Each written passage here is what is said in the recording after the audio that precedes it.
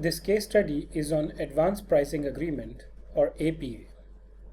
And what we are going to look at here is what kind of an APA, whether a unilateral or a bilateral or a multilateral, can be entered into with taxpayers who may belong to different countries. First, let's look at the question. The moment you know that this is a question relating to an APA, the first thing you should do is you should go to module 1 on transfer pricing, because that is where you're going to find the answers to this question. Identify which of the APA can be entered into in the following cases.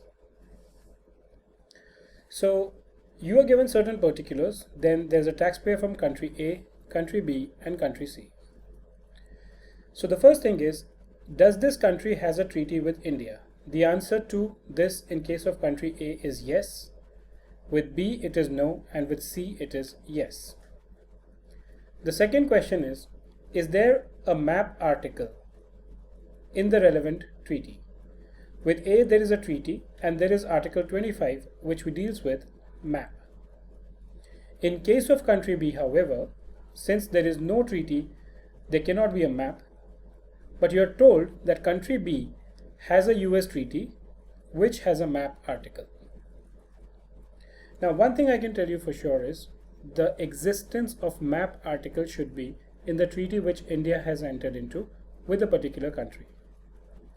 If that country does not have a map article in the treaty with India, but it does have it with some other country, that is not relevant for determination of the type of APA that can be entered into.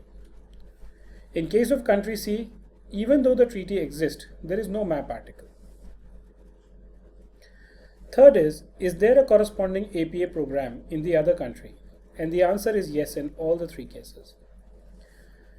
Now, for the existence of a unilateral APA, there is really no such requirement. The taxpayer can always approach the Indian government and enter into a unilateral APA.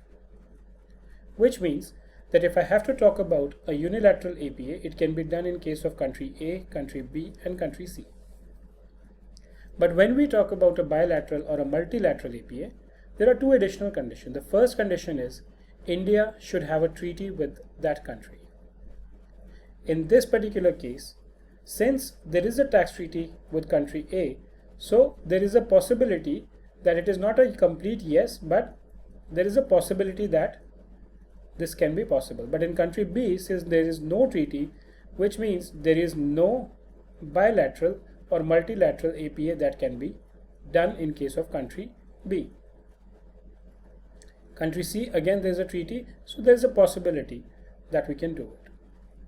The second condition is that in that treaty there should be a map article. Now that is something which is true in case of country A, and therefore this is a possibility which is there.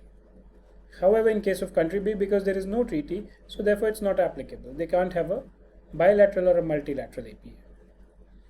With country C, however, since there is no map article in the treaty which exists, so even here the bilateral and multilateral APA cannot be done.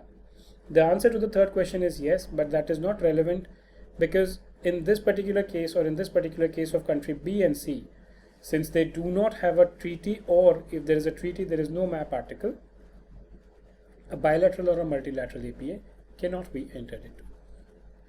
If you actually go through the answer to this, you'll get the same thing, which is that a bilateral or a multilateral APA can be done if the following conditions are satisfied. One, India has a tax treaty with the other country state. So if I look at it, unilateral can be done in all the cases. So this condition is satisfied here, not here, not here. Why? Because in some cases either the treaty is not there, right? Such DTAA has an article on map, and the other country also has a corresponding APA program. So a bilateral APA or a multilateral APA cannot be done in these two cases.